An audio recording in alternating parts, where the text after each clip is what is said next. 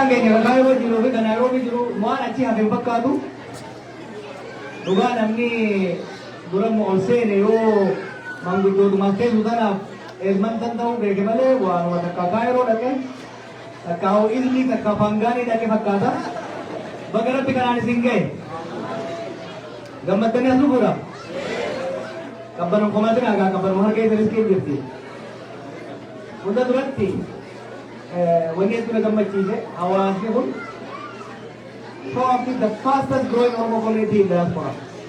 Yoo Germany yoo dorgomsan malee haala guddina ummataatiin haala lakkoofsi ummataa dabaluutiin maybe Germany yoo taate malee saffisa guddaadhaan guddatu. Kana hoggaas hin jiru manguddoo hojii julloomne. Amma dabee gatuudhaan dhufe amasa Ogashan dura gaafan an dhufu jaruma asirra jiru kanaa fi badrii fi shaggaanni rabbashaa seefuu amma tokko nama Ogashan akkas turan amma Ogashan irraa jechuudha. Har'a heddummaatanii laftiin hillibee ijoolleen gamaa gama daawwattee torban ta'uu keessa dhuftanii har'a dalagaa hayyamanii dhugaa agamta akka heddummaatee gadi. Garuu heddummaanni mul'ata hin dhufne. Har'a siyaasaa caalaa waan tokko hin kaasuu barbaada. Egaa hogganoota keessawwan jaasiyaatiin ture waan hubadhee irraa ergaa dabarsuu barbaada. Namni kun hundi kutaa biyya Kaanaadaa dhaqqabu kutaa biyya Ameerikaa caalaa Edmonton usually one of the smallest community, one of the smallest. Edmonton hedduu kan dhufe waan Kaanaadaan arjaa taate qofaatiif dhugaadha Kaanaadaan arjaa they are being good to us. It's a testament to the leadership here. Hawa hoggansi ke kan jiru kun jarri veterans jiran kun nama xiqqaadhaan hawaasa asit dhaabanii amma maybe diidamdur yeroo siyaasaa hama yeroo Oromoo ta'uu nama qaanfachiisu yeroo Oromoo murmuuree tajaajilamtee jaasmayni Oromoo qoqqoodannee hamileen Oromoo cabetti itti cicharii hawaasa ijaaramu. Saffaa miti akka dhuunfaattis dalagatanii bultii ijaarratanii mana bitatanii yakka abbatiirraa hin eeganitti maqaa Oromoodhaan miila isanii eeganii eegu jechuudha. Dhageessi ijoollee. Hin dhageessanii? Ayoon ni qofti takka Kaanaadhaan qofti hin finne jara kanaa hin finne. Osoo jarri kun naamusa qabaachuu baate. Osoo warri isin duraan jiru kuni akka dhufeen Oromummaa fi jabeeffachuu baate akka dhufeen dalagaa osoo dubbatin hammaalummaa soodhaan dalaguu baate osoo jarri kun gaafa dhufu sun wal lolee wal facaase osoo jarri kun doolaar xiqqoo argatuun karaa irraa maqee yakka keessa seene maqaan hawaasa Oromoo da'u kun negatiivii keessa galatu jedhamaa jechuudha. Garuu hiree qabdan warri isin duraan dhufe sabboontota dhama Oromummaadhaan ma'anaa qabsoo beekan waan ta'aniif maqaa Oromoo kabajanii maqaa Oromoo guddisanii tiisanii mootummaa kana biratti jechi Oromoo jedhamu akka kabajamu akka jaalatamu kana isaan irraa dhageetiin ni bara hoggaan as dhufuus Embasii isaaniitti ni dubbisa. Oromoon biyya sana waliigalatti keessattuu magaalaa kanatti maqaa gaariidha qaba. Kanaaf hoggaa namni ispoonsara gaafatu laaftuu jolli argatanii hawaasni kun roofilaa guutuu isin ta'ee asin sichigaa jiruuf ka danda'eef waan maqaa gaarii horatee jechuudha. Maqaa kanoo akkamiin malee aantanii isaan caaltanii argamuudhaan. Akkamitti isaan caaltanii argamuu qabdan? Akka dhufaniin dalagaa qabachuu, dalagaa tuffatina. Akka dhufaniin dalagaa qabachuu, waan dalagaa irraa argatan saniin gadhaabuu. Mootummaan kun hoggaa nama baqataa as fiddu gargaarsa namoomaatiin qofaatii miti. Humna namaa dalagee diinagdee isaaniitiif gumaachuu barbaada. Kanaafuu bakka isaan dhufu waggaa duraa yoo mootummaa irratti hirkate uumaati. Waggaa 10 mootummaa irratti hirkate osoo fayyaa jahan qabu yoo gargaarsa san bira yoo dabree moo yakka keessoo kasee taate bakka isaan sun biyya kana bu'aa osoo hin taane ba'aadha itti taa'e. Bira dabreetis kasaaraa itti ta'a. Kanaafuu biyya Itoophiyaa jamturraa biyya Oromiyaa jamturraa nama fiduu kaanaadhaatti akka kasaaraa ilaalaa jechuudha. Jarana amma baqattummaa dhuftanii siyaasaa himattanii dhuftan. Gaafa biyya teenya nagee baafnee tasgabbeessine booda siyaasaa himattanii astaayila argachuu ni dhaabate. Warra isin booda dhufuudha. Garuu nuti nama biyya kanatti erguu hin dhaabnu. Gaafa garuu baqataa osoo hin ta'in profeeshinaala erguu dhabeera. Narsoota, dooktaroota, injineroota, iskiilli leebar biyya kanatti erguu barbaada. Biyya Itoophiyaa keenya amma biyya kanatti, biyya Jarmanii, biyyoota adda addaatti biyyoota arabaa dabalatee humna namaa barate, humna namaa dandeettii qabu. Erguudhaan sharama biyya alaa, biyyaaf sharama biyya alaa, maatiidhaaf carraa hojii, carraa guddachuu, carraa dagaaguudhaan argatu jechuudha. Kun waan waggaa kurraa irraa boodafaa goonu gaafa biyya tasgabbeessu. Even sanii immoo skill labor biyya kana fiduufu warri amma dura maqaa kanaan dhufe ka baqattummaan dhufe yoo dalagatee jabaatee maqaa gaarii argate dabalataan bitan biyya kana baqatan guddaan yookiin immoo foorinar guddaan uumaa warra hindiitiin kana dabala warra hindiiti. Jarri kunis hedduun isaanii keessattuu morra siif jaakan olaatan sababa siyaasaatiin baqatanii dhufan qormaatamoota keessa gaatamoota keessa dhufanii biyya kanatti wal gargaaranii wal cimsanii biizinasa baratanii amma hoteela hedduu naannoo namaa biyya gaazixeessanii hoteela waan cimsaa xoonwal warri dura dhufe sun biyya kanatti ba'aa osoo hin taane bu'aa waan qabaate dalagatee jabaatee gibira kafaruu waan danda'e carraan isaanii banaa ta'e har'a iskiil leebar ogaa jedhamu Kaanaadaatti US'tti adda durummaa warri yaamamu warra hin jechuudha. Warra duraati karaa bane jarri kun karaa isinii baane isin immoo jenereeshina lammataati dhaloota lammataati isaan reeree qabdan jarri kun biyya baqatanii Moqdishoo dhaqanii Jabuutii dhaqanii Yamaniin Suudiidhaan Awurooppaadhaan gaafa dhufanitti umrii isaanii 40 darbee jira. Isin amma 20 dhufu jirta. Umrii lafaa dhufaatti tajaajilta jechuudha. Zero irraa eegaltanii yoo baratanii ni qabdan. Zero irraa eegaltanii yoo dalagattanis duroo ni dandeessan. So ibbaa biyyaatiin ajoollee. Nam miliyoona 50 lakkaa oolu kana keessa biitii Oromiyaa fi Itoophiyaa baadhachuu dandeessu malika. Nama imaammata dinagdee gara fuulduraa biyya hojii fiilu keessaa tokko it's about exporting skill labor. Kaanaadaan biyya guddoodha biyya dureetti. Humna namaa hedduu barbaadde. Humni isaanii biyya kana jiru diploomaa deemaa jira hedduu godhaa jira. Biyya alaarraa humna hedduu barbaadde gara fuulduraa. Yoo isin warri amma dhuftan kun naamusa gaarii qabaattan wal gargaartan maqaa Oromoo maqaa uummata keessanii biyya kana biratti akka Oromoon bu'aa qabdii ba'aa miti. Oromoon nagaa qabdii jechuudha nuumtu.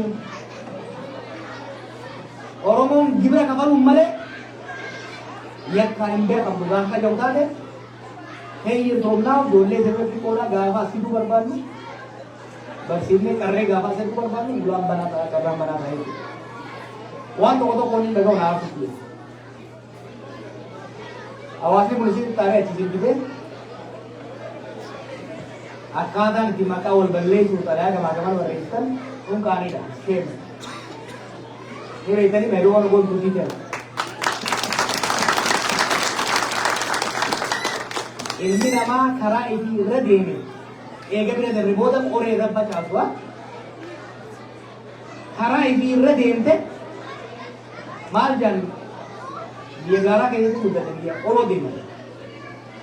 Duraan hoggaa garsan dhakaa kun biyya waan dhakaa qabattee ol hin baate namni haatiidhaa dhakaa takkaa hidda qabatee ol ba'e dhufu kaasuu irraa deema. Akka namni baay'ee qabatee waliin baay'ee sun haasidummaa sun oromummaan sun haasidummaa kanaafuu warri hafuuftan rakkoon jijjiiru expectation likkii malee asuuftanii tokko bilaashumatti waan jiraatu waliin isheen fakkaatu kaas jirtanis Kaayirootis Naayiroobitis bakka adda addaa haftanii jiraatan biyya tana dalagatan malee hojii tuffatanii jiru akka hin jirre beekuudhaan qopheessaa koottaa durmaa'u. Lammaffaa yoo haga fedhe namni isin duraan jiru kun isin dhiibe manguddoo ergadhaa beekota ishee ergadhaa paastoroota ishee ergadhaa aayyoo faaboo ishee ergadhaa malee maqaa ol fuudhanii ganda kee deemtanii hiiree warra isin booda hin balleessinaa haa jechuun barbaada jechuudha. Hedduun gammadee wanni hawaasni kun godhaa jiru waan hedduu nama boonu. Amma daa'ima Mustafaa Hussein arginu. Mustafaa Hussein argamu gaafa dura waan jara wayyaanitti agaasitti qawwee jijjiira. Ragaa kun arge waggaa amma dura kana amma daa'ima maliin arge ka waggaa meeqa qabsoo kana rakkatee Naayiroobii Kaayiroo amma meeqa jira. Warra ummata kanaaf gubate ummata kanaaf umrii isaa wareege hedduu hawaasni kun hidhatee waan jiru hawaasa kana galatan malaafi hawaasa Oromoo bakka biraatiif illee example ta'uu qabu waan ta'eef yeroo tokko akka aadaatti dhuma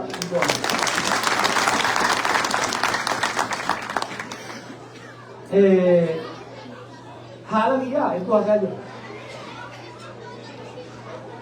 Dulli kun maraa kitaabaatiin haa ta'u malee akeekaan kaasee jiru. Biyya san keessatti qabsoo uummata keenyaa kan jijjiiramee dhufe yeroo gara yerootti haalli guyyaa hammaata waan ta'eef qophii gahaa qorannaa gahaa erga goone booda kana caalaa eeguun jiibumsa sabaatti biyya kufaatii uummataa waan fiduuf itti biisuun qabnu jijjiiramuu dhufuu qaba jennee karoora itti deemaa jirra jechuudha. Karoora kana keessaa boqonnaan jalqabaa dabarsee isinis murnaan gorra jiru sirrii waa kaa'u. Baatii lamaan irraa ugaanee garuu warri aan gorra jiru Oromoon amma booda afaan qabattee jirti. Cinaa jeemne dhalamsiifne cinaa biyyaa baafne kabosani jiru sadii fudhachiifne harka kennisiifne akka jawaarraa mana ilaatti kolaafne kanaafuu akka fedhetti diriirfannee saamne milikaa dhabuu jira jedhee yaadaa turan akkasimi hidhaan oraasuma dhiiraati malee ittiin kolaanu hin kolaanu. Ni rifne malee rafne ni callifne malee ija takka bannee taa'u ture beeka. Kanaaf waggaa kaanee itti shirru wanti qabaan geenye hollachuu seentee jechuudha. Oromoon riphees obbo takka ka'ee isaan agarsiisa. Nama ajjeesuun nama saamuun akka waan sirnaatitti warri yaadaa ture eeggata cabsee irratti hoggaan agartan milishaa abaaru keellaan haa ka'u yaaniin sanboota immoo manguddoo keenyatti illee manguddoo ergatuu eegalatee jiranii jechuudha. Inni immoo Itoophiyaa keessatti samii maan buune dachii maan buune mootummaan fedhe uummata Oromoo tuffatee lama buluu hin danda'u.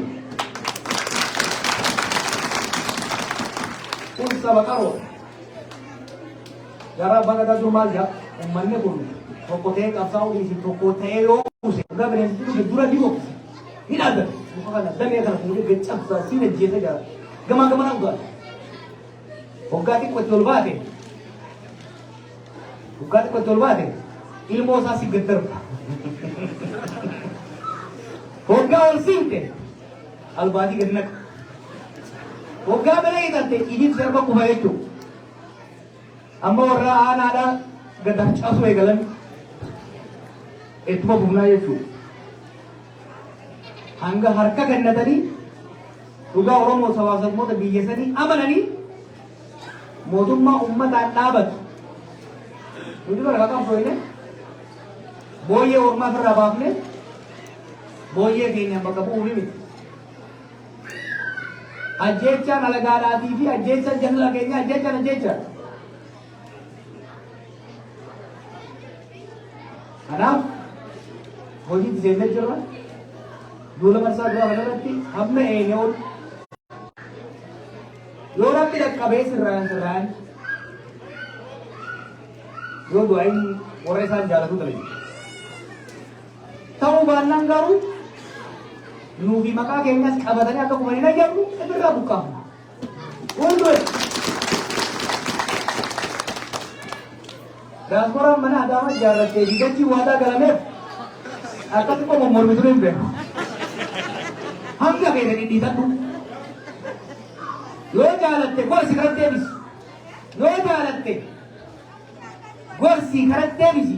Ajjecha uummata keenya irraa dhaabsisi. Saamicha uummata keenya irraa dhaabsisi. Kabajaa uummata kanaan malu akka kenneen godhi. Saniiniiti jennaan hamma beekne wiqqifadhu. Hamma beekne ija babaasi. Fadhiitu warraan boora jiru dhiisii warra isaan uumee warra kaan kibbaankii isaanii waliin qabu warra. Amma ta'u keessa jilbiin lafarra oolmeet biyya galchine.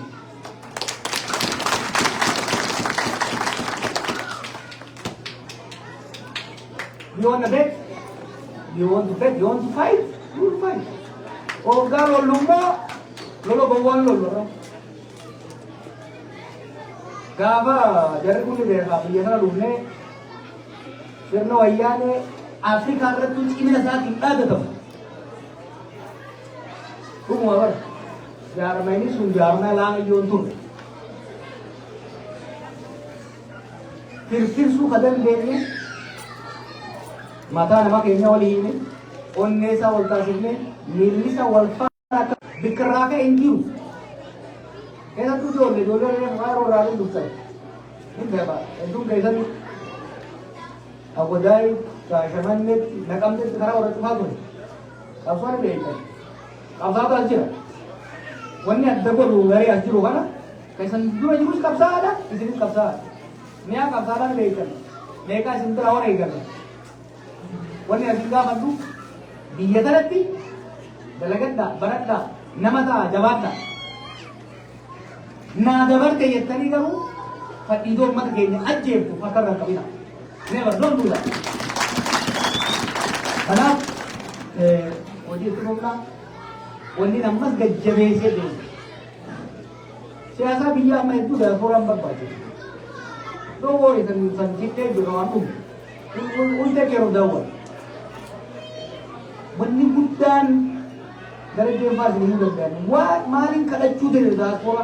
Ani mambaati Oromoo Falastiin balaa faana dhufe sa'a 8 ta'ee mana kana keessatti namni kaadhaan mari'atu. Maaliin kadhadhe gaafa diaspora. Dolarri keessatti guddaa muka biyya bitan. Jaarmeni keessatti guddaa hafu.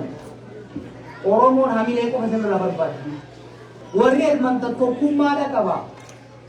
Galma guuteetti wal jaalatee wal faarsee waliin jabaatee Oromoon elmanta akkam jedhu Oromoon biyya alaa tokkummaan si nama hinaafsisa nama boonsa akka jedhan qofaan barbaadan sirra.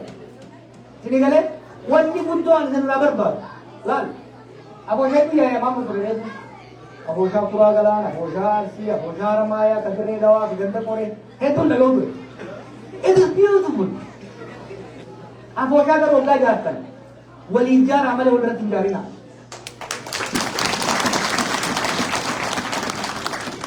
Abooshaan haramaayaa guddisuudhaan malee hawwataa eega qabuudhaaf ta'uu qabu. Yoo barbaadan abooshaa warra gaggabaabaatiif jaala rakkoon qabu. Warra dhedheeraa biyya cirrancee naa qabu. Jini gara ultimately wanni barbaannu Oromoon bifa isaan jaalatee wal caaltee deemuun bareedaadha. Wal caaluun garuu wal sakaaluudhaaf miila wal cabsuun mogolee wal buusuudhaan taanaan wal kasaasuu gadi jechuudha. Amma hedduun kun amma NGO business adda addaa hoggaan argu is 10 years waan ajaa'ibaa dalagu jirtan gara it's incredibly vibrant community. Sun gahaa miti amma businessaas oon godhu eegala.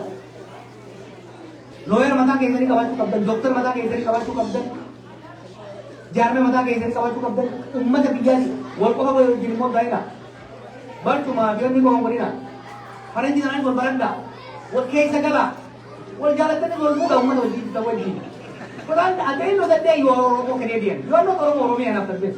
You are Oromo Canadian. Oromo kaisa ada Oromo jiran Oromo gasam Oromo kaisa one berita kabada. Canada tu ada berita kabdi. Canada kan kaisa one berita umat dia di workers kena. You are already doing. Mal only Oromo mal kari tu nama tu. Oromo mal jam khas sama ke dua dan Heritage number is beautiful. Beautiful. Mali. On that even you are celebrating Oromo. You are celebrating diversity, you are celebrating Canada. Achirat meet idari, alaban teisani, alaban Canada, adan teisani, adan ummato Canada gargara kuri, unka tu gachar kisu. Ummat berawan khabajab jalan, ummat kisike satu mo ini bono mai. Karena ummat asi once sila hawas no oro biala, goru kabu, ala di dalam wujud. Hawas ni sini tu dah jaba, kan support itu dia. Ajaba tu mereka amal आता इसलिए किनाबू का बल इसलिए रबर चूड़ा का बल बर्सी सा वाइल्ड के बर्सी सा और वरना अंदर तो पता चलता है वो बर्सी सा इसलिए रबर चूड़ा बल पक्केन्या हवा तक के बियाला वान तातरी एडू गलतो मा लगा नातुरा मरी तुम देने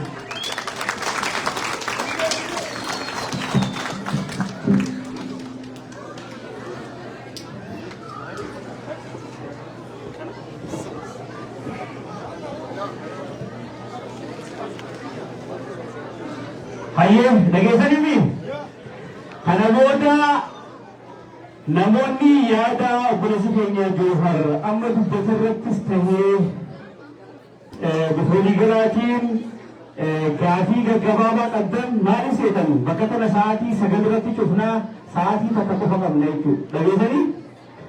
So gaafii afaan feetanii dhiyeessuu dandeessanii afaan Oromootiin, afaan Ingiliffaatiin, afaan Amaariffaatiin namoonni as jirtan Funduro Ibrahim gaafa adda gabaachuu dandeessan dhageessanii kanaafuu namoota baay'eef carraan kenninu namoota muraasaaf carraa kennina mee namni akka waliigalatti gaafii qabaa jettan dubartoota keessaa nam tokko achi ergee morkata lamu si kennamu kennamu tuhan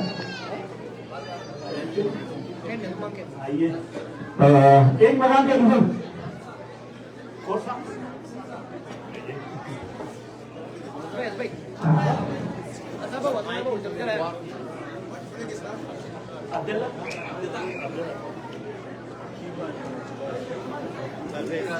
okay कोरो मकान ada dapat okay kemudian ibu ma amal seperti desa di bisa terser ke base इत्यादि के रे बुरेला भगवचुरार का बासे मूर्खता के शेर का बासे कोर्सा शेर का बासे अद्वता भगे वर्ग का बासे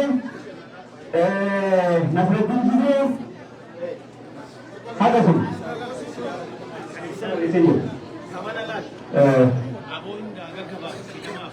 ओके दिखा जिद्दर बंगो अगर मामला को टीवी रही से दिखा Liga.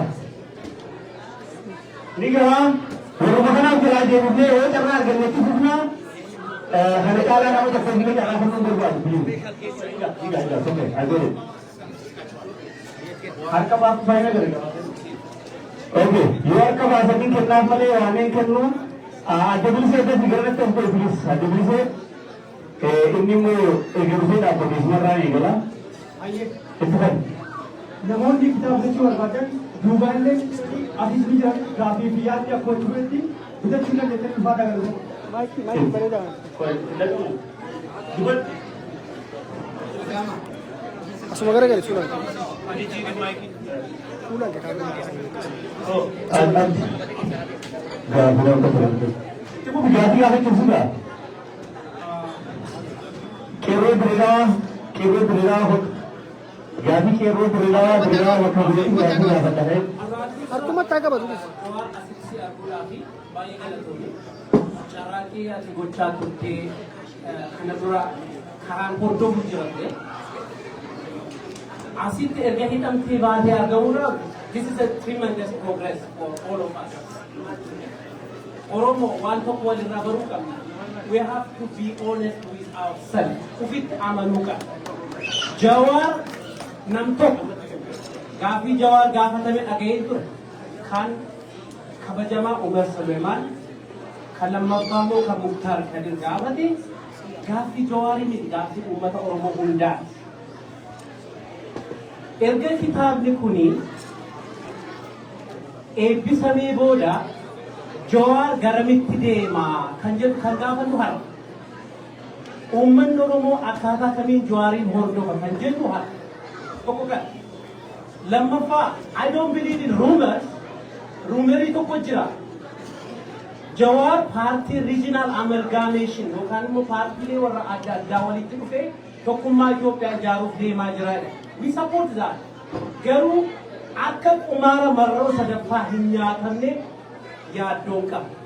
Kanaaf uummata Oromoo akkaataa kamiin wanta kana gadi fidanii fi uummanni Oromoo irratti hirmaatee gara fuulduraatti deemuu dandeenya kan jedhu gaaffii lammaffaa. Sadaffaa I'm from Wallaggaa, an uummata Wallaggaa keessaa bahe. Uummanni Wallaggaa uummata birmannaa dhabu, uummata nama bakka bu'u dhabu. Gaafa uummanni Oromoo Harargee buqqa'e Jijjigaarraati jalqaba kan nyaata konkolaataa 17 fedhee uummata qaqqabe uummata Wallaggaa. Har'a garuu ajaja obbo Awwaluu Abdiifaa dabarsan, ajaja obbo Shimallis Abdiisaa dabarsan manni irratti gubatee qabeenyi irraa dhumee Naqqamtee fi Amboollee gahee kadhataa jira. Dur Amboon dhaabbata ture manni kun. Dur Amboon gaafa socho'u Wallaggi duukaadhaa ka'aa ture. Har'a garuu yeroo uummanni kun dhumu Amboo keessa darbuu siqiitii argaa jiru. Kun maaliif deeggarsa dhabe? Oromoo miti. Gaaffiin uummata Wallaggaa gaaffii addaa miti uummata kaan irraati. Gaaffii har'a nu mudataa jiru ture kan gaafatan. Gaafa Jawaar Obbo Baqqaleen Naqqamtee irra deemanii gaafatan kanuma isaan gaafatan kan isaan gaafatan har'a nurra ga'e. Malee gaaffii addaa hin qabu uummanni. Gargaarsa garuudha. Akka godina Oromiyaa hundarra jiruun Shawaan jira, Baaleen jira, Arsiin jira, Harargeen jira, Jimmaan jira, Ilubaabooriin jira. Nam tokko uummata kanaaf hirmachuu hin dandeenye. Kan nama gaddisiisu. Tokko kan kabajamaa raayyaa abbaa maccaa iddoo hundumaa ga'uyyuu uummata Oromoo Wallaggaaf ga'uu hin dandeenye. Hamma yoonaa uummanni dararamaa jira. Lafarraa buqqisamaa, horii guyyaarraa saamama, milishaan achi jirtu hunda waa gochuu hin dandeessu. Mootummaan warra Hixaalee hidhachiisee uummata kana keessa aannan tokko kan obboleessa qabee kanaaf Jawaar uummata Wallaggaaf sagalee ta'uun amma uummata Wallaggaa malee eessayyuu hin geenye. Nu Oromoo irraa addaa miti, Oromoo irraa adda ta'uu illee hin dandeenye. Si waliin jirra, nu waliin dhaabbadha. Kana si dabarsuu barbaada galatoomaa. Baay'ee isaan dura keenya hanga deddeebiitti gabaasaadha. Dindilisee itti aantaa. Kamboota abdataa. Kamboota qeerroo diriiraa. Qeerroo diriiraa fi abdataa Oromaan dura dubbatu. Galatoomaadha. Gaaffiin baay'een gaafatamtee jirtu obbo Jawaar gaaffiin haaramuun illee hin jirtu. Gaafuma gabaabduu qabu. Gaaffiin silaan qopheeffadhee ture na dura saamee xiqqoo waa jejjiree garuu nan ibsine sanaa kan itti deemuu barbaade.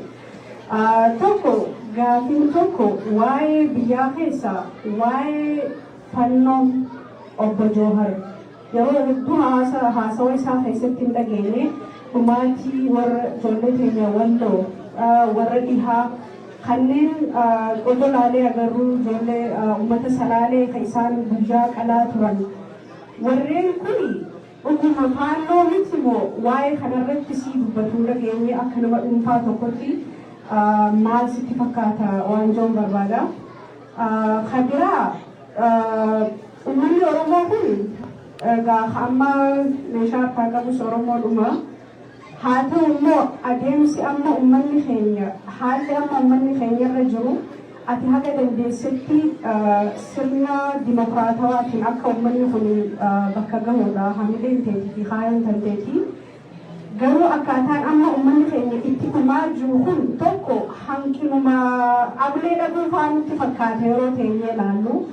waan kanarrattis adeemsi kan keessan hagam takka ummata keenya kana sarvaayivi godha erga walakkaan takka dhume ummanni Oromoo qeerroon islaamuu dhumtee tahafte si dhumaa jirti tunis abdii kutatte erga sana hundi biyye samboota dimokiraasiin kan teetu lafa qabatti moo haga yoomiti biyyi teenya sun akkana taati waan jettuudha. Tabira akka obbo Johar akka dhuunfatti gaafii si gaafatu yoo jiraatte Johar nama tokko ilma namaatii lubbuu qabaa du'uu dandeessa. Yeroo baay'ee hooggantoonni keenya hayyoonni keenya warreen jennu waa dabarsitanii kennuu kana rakkoodha qabdan. Jalaa kaasee akka gubbatti akkuma seenatti illee atumti mataan kan kee kun namuma tokkollee gaafa ati hidhamte irraa kaafnee agarre namoota if jalatti gurmeessitee bakka tiliyooniin bakka tana deeme namni kun bakka kana bu'uu danda'a jettee Oromoo tana qartuun qabdu moo harooratti hin qabdu atis gaafa nantu Oromoon haa dhumtuudha waan kanas akka nu deebisuudha kana akkuma dhuunfattee si gaafate. Gaafii sadaffaa fi xumuraa yoo jiraatte gaafii waa'ee keenyaati waa'ee Okaanaati haga tokko tuttuqee jirta.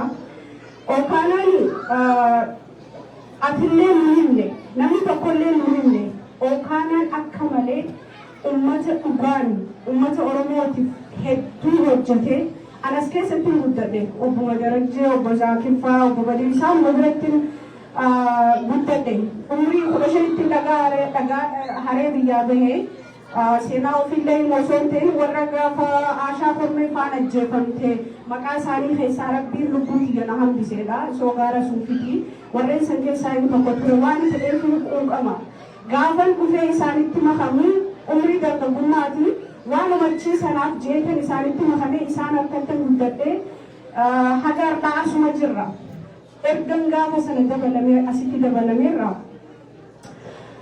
qabsuudha ummata Oromoo kanaaf ummanni kun dalagaa ture ummata kana hooggantoota qofaan hawaasni kunis waan qabuun 2014 fincila diddaa gabrummaarraa kaasee maaster pilaaniin deebisee qarshii doolaarri Edmonton lafti Oromiyaa kan qaqqabin hin jiru haga ammaa namni dubbatee hin jiru lafti Oromiyaa harka kiyya kanaan yeroo sa'aman yeroo dheertu mas keessa ture lafti Oromiyaa doolaarri hin dhaqqabin isa dheengaddaa haa caaluu fi maalii kanaan lafti inni dhaqqabin hin jiru waan kana himuudhaaf wanni jee waan kana ka godhe isaaf reefu jette jiraachuun jara kanaa jireenya ofii miidhanii maatii ofii miidhanii jichanitti jara kana isii ibsuun qabu hooggantoota abbaan fedhe waan fedhe haa jiru malee isaan kanaattu akkana godhe sana hunda bira dabranii immoo tattaaffii yeroo baay'ee booda rispoonsara koominiitiin Noorzi Ameerikaa hedduun itti fuftee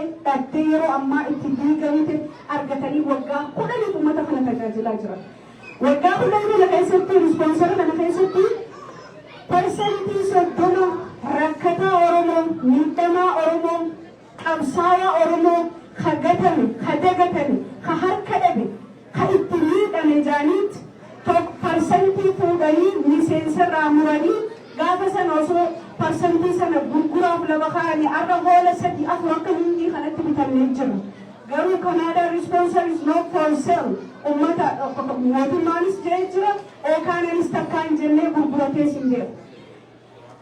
Qabsoon hawaasni amma nuti fidaa jirru kun generation gaappiillee miti warruma nurra gurguddaa faadha dhugaa dubbannaanii amma dhufee akkaataa itti waan kana balleessu qofa halkanii guyyaa dhaaddannoo boruma nama maal dhayna akkas taanaa kana taanaa hawaasa kana diiguu qofarratti warreen qabsaa'antu jira. Sana caalaa kasi gaddisiisu immoo warreen nuti high profileidhaan kadhannee qabsaa'ota jennee ijoollee nuti kana dura namoonni dhaabbatu jennee rakkattoota meeqa duubatti dhiifnee finneetu arda matarratti Okaanaa fincaa jira Okaanaa addii jala dabarsaa jira. Kanaafuu yoo akka haasawa kan kee namni miidhagaa amma Johaar Nutumaa jennu warri humnan dandeessa amma Johaar Nutumaa fi ittiin illee jechuu danda'anii garuu akka dhaamsatti sadarkaan Okaanaa namarra jiru gogoo kamallatteessine sana kaansil goonamu akkam goone sadarkaa jirurra ga'ee jira. Warri hafellee haadha ga'u. Tokko kanaadhaa wanni lafaa guuratanii akka hin jirre itti nurraa hin. Namoonni biyyee yaannee an gaafa namni xayyaara kophaatti jan biyya kana dhufe nama tokko qarshii takka namni naa ergan jiru biyyee yaadhee sa'aa meeqa yerni jala NGO meeqa jala deemee biyya kana dhufe. So carraa sanarra isaan argatanii waggaa tokko lamatti VIP ta'anii dhufanii akka kaarpeetii diimaanii airpoortitti lafa afamuu beekatu piliis waan kana jajjabeessi uummattoonni ganaa bilis waan jiruuf nurraatti jaa galatooma. Wanti tokko tiriisee silaan hawaasa ta'anillee ta'anii gaafate jechuun wanti isheen irra laayinaa dhukkoo dheeressite. Ittiyaan Sudaan within 1 minute akkasitti abdii silaa qabaa qeerroo dheeraa itti fufu. Duraan dursee Jawaar Bagara Biin deebisee wal barsiise. Osoo gaaffii deemtuu dabala Jawaarin galatoonfachuuf akka nama takkaatti Jawaar nama gartee nageenya amma dirree dhawaa keessa jirtu shoora guddaa taphatee irraa tokko jechuudha. Dirree dhawaa nageenya amma keessa jiru kana akka uummanni himatu osoo hin taane hedduu irra carraaqee irra laffa'ee qeerroos ta'ee qaama gosa biroo waliin mootummaa ta'ee yeroo sanitti nama nageenya sanatti hedduu hojjete qooda isaa kan namni dubbate hin jiru jechuudha fi ammaan kana kaase kan wal gote hedduu godhatame nageenya amma jiru jira. Gama gaaffii dhiyeessuu kun deebi'u gaaffii kan gaafachuu hedduu gaafatanii jedhu dhimma dirree dhawaati. Dhimma dirree dhawaa kana irratti gizee hedduu Jawaar sin deddeebinee si gaafannaa deebisaan ati jechuun gosa deebisaan ati dhufanitu fanjii mallasaan awwaalee jira. So fanjii mallasaan awwaale kana mallasaan eegalee amata dheeraa bubbullee jechuudha. Fanjii mallasaan kun eega inni du'e kan bubbullee taate so fanjii san namni akka milkoofne taasisu mallasaa wajjin ture moo maaliif argamuu dhabe gaaffii jiru akka nama tokkotti deeffachuu badaa jechuudha. Kanuma wal qabatee rakkoo nageenya dirree dhawaa yeroo ibsitu jiran hanqa jabuutitti akka deemtu yoo haa dhottaate yeroo duraatiif dhuma dirree dhawaa ana dhufee dubbiin si dubbise so yeroo sanii deebisaan asinaa kan ta'e dirree dhawaan dhufuu jabuutiin deemaa akkasuma deemtee dubbistee as deebitee waa'ee sirratti hojjetee jira. So dhimma kanarratti mari'attee hanga jabuutii eega deemtee wanni ati irra geesse fanjii mallasaan kaa'ee dirree dhawaarraa haga jabuutitti hidhata qaba. Kana hoo yoo hidhata qabaate akka nama tokkootti yookaan akka Oromootti namoota keenya kan dirree dhawaa keessa jiran Oromoo jechuudha lafa teenya dirree dhawaa akkamitti nagee baasuu dandeenya fanjii hanga jabuutii jirtu san jechuudha. Gaaffii sadaffaan hin gabaabsa dhimma ijoollee keenya ta'idhaa jirtuuti. Dhimma ijoollee keenya ta'idhaa jirtu akkuma akkuma kitaaba kee fuula 316 keessa dubbatteetti yakka kana namni hojjete yakka isaan itti himataman san namni hojjete ifaan ifatti abbaan himatees ta'ee qaamonni biroo nam takka illee ragaa qabatamaan as hin baane jechuudha. Nus kan beeknaa jechuudha. Guyyaa san yakka isaan himatan kan yeroo hojjetamu I think so OMN amata lammaffaa kabaju finfinnee jirtan nan fakkaata qeerroo gaaf sartikeeta muratee achi tureetu jira. Qeerroon san gisee gandatti garuu yakka kana hojjettee jaanii hidhanii jechuudha. Qeerroo san fa'aa jira jechuudha. So wanni kun moogiriyoo akkuma ati jettu sanii kitaaba keemuu gad dubbattee sanii jechuudha. Kanaafuu gumaallee kabalameeti jira nagee buusuuf. Kitaaba keessa meeshaa gootee jirtu gumaallee kabalamee jira. Eega gumaanis kabalamee nagee irratti abbootii gadaatis ta'ee qaamota biroo waliin mari'attanii gumaan kabalame. Inni ijoollee keenyaa sun maaf irraanfatame. Haga ammaatti ijoolleen keenya sun tagumaan kabalame sun tagumaan sawaa sanii kabalame sun hidhaa keessa jira. Ijoolleen san maaf dagatamtee ati yoo akka feestuutti nageenya irratti hojjettee jirta dhimma dirree dhawaa kana feestuutti akkamiin laaltaadha. Moo nageenyuma san irratti hojjetamoo abbaa biyyummaa irratti gartee dhimma kana faqoos nu gootee gajjabinaan hojjetamoo akka waan jedhamu keessa galatooma. Thank you. Aye, galatoma jalan hukum sini. Tak dura rapi bukannya aku jor kanin lalis saya ada di sini sama orang itu yang dapat. Gavin ini nangka bu tak ibu diredawa karena tadi eri se jame jo tanpa cita kaba jamisan abba di yuma orang ni si manusia nanti iba hanggap tak kabar tahun sen iba hingga membantu. Lamma